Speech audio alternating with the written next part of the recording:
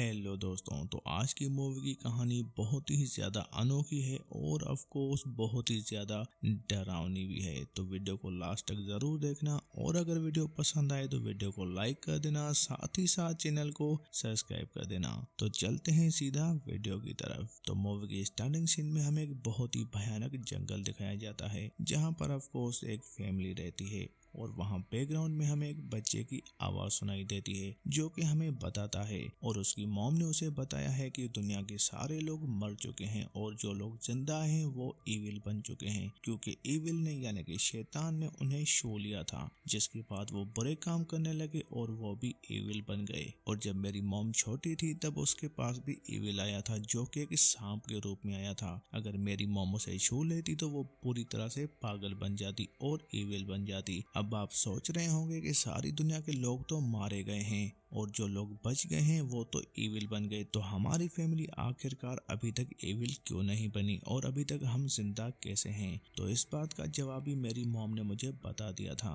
क्योंकि हम जिस घर में रहते हैं वो लकड़ी का बना हुआ है और वो लकड़ी प्राचीन जमाने की है, यानी कि हमारा घर एक खास लकड़ी से बना हुआ है, जिस वजह से ईविल हमारे घर के अंदर नहीं आ सकता। तो आखिरकार हम बाहर कैसे जाते हैं? जब हम बाहर जाते हैं तो हम खुद को एक रस्सी के साथ बांध देते हैं और उस रस्सी का दूसरा छड़ा अपने घर के साथ बांध लेते हैं, जिससे उस घर के साथ हम कनेक्ट रहते हैं और ईविल हमें टच नहीं कर पाता। खैर, अब रात को हम इस बच्चे की मामा को देखते हैं जो कि घर के आखिरी सीढ़ी पर बैठकर उस जंगल की घास को छूने लगती है। तभी वहां पर काफी सारे जानवरों की आवाज आने लगती है और साथ ही साथ हमें यहाँ पर मामा के पीछे एक ईविल का हाथ दिखाया जाता है, मगर तभी वहां पर मामा उठ जाती है और जाकर अपने बच्चों को देखती है। अब यहाँ पर हमें पता चलता है कि मामा ने अपने दोनों बच्चों के पाँव में घुंघरू बांध के रखे हुए थे, ताकि अगर वो नींद में चलते हुए बाहर भी चले जाए तो उसे पता चल जाए। जिसके बाद सुबह को हम सारी फैमिली को देखते हैं जो कि खाने की टेबल पर बैठकर खाना खा रहे थे, मगर हमें यहाँ पर आइडिया चल जाता है कि इनके पास खाने की काफी ज्यादा कमी है।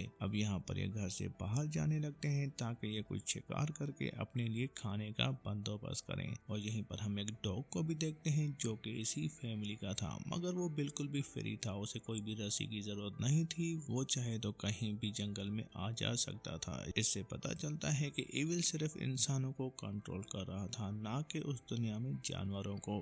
अब यहाँ पर पूरी फैमिली अपनी कमर पर रस्सी बांध लेती है और साथ ही साथ गले में एक विसल भी डाल देती है, ताकि अगर कोई भी खतरा हो या कोई भी मुसीबत में पड़ जाए तो वो सीटी बजाकर सबको बता सकता है और सब सीटी की आवाज सुनकर उसी की तरफ आ जाएंगे। खैर, अब ये चारों जंगल की अलग अलग दिशा में जाने लगते हैं ताकि वो अपने लिए कोई शिकार ढूंढ सकें। अब यहाँ पर हम देखते हैं कि इन्हें जो कुछ भी वहाँ पर मिलता है वो उसे खा जाते हैं, कीड़े मकोड़ा, मेंढक, गिलहरी, कुछ भी हो। और वहाँ दूसरी तरफ हम नौलेन को देखते हैं जो कि एक चिड़िया के घोंसले पे जाता है जहाँ पर वो उसके अंडे ले सके, मगर वो देखता है कि उस चिड़िया के सारे अंडे किसी सांप ने निगल लिए थे, जिसे देखकर वो काफी निराश होता है। मगर तभी वो अपने सामने एक अंडे को देखता है जो कि उसे थोड़ा ही दूर पड़ा हुआ था। अब नोलेन जैसे ही उस अंडे को उठाने के लिए आगे बढ़ता है तभी उसकी रस्सी छोटी पड़ जाती है, जिससे वो अंडे तक नहीं जा सकता।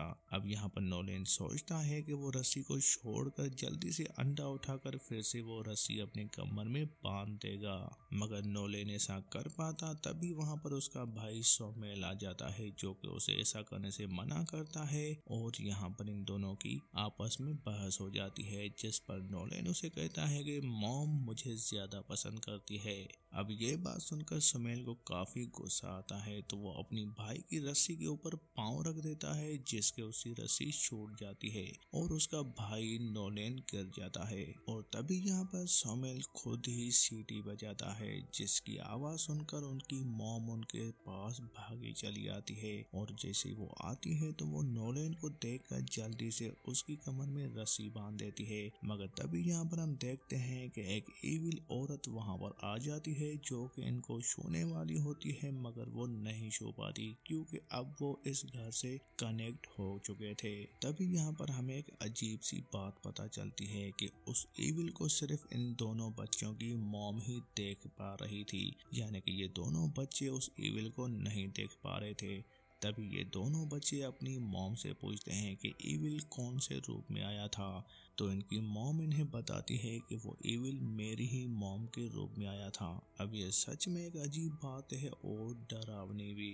खैर, अब मॉम इन दोनों बच्चों को लेकर जल्दी से वापस अपने घर पर आती है, जहाँ पर वो एक लकड़ी को उठाती है और अपने दोनों बच्चों को कहती है कि इस लकड़ी को हाथ में पकड़कर कोई मंत्र पढ़ो। वो उनसे कोई मंत्र पढ़वाती है जिससे कुछ भी नहीं होता, यानी कि वो बिल्कुल भी सेफ थे और वो इविल नहीं बने थे।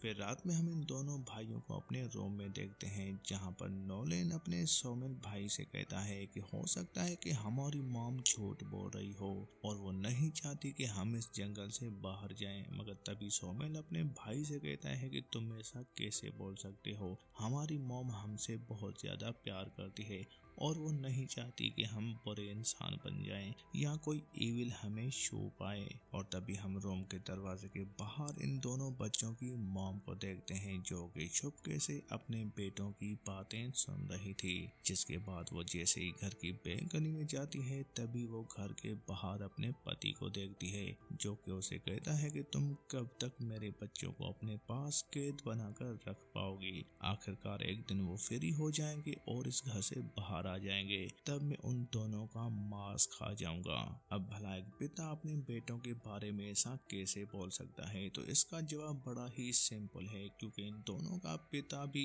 इविल बन चुका था। जिसे इविल ने छू लिया था, अब वो इविल के कंट्रोल में था।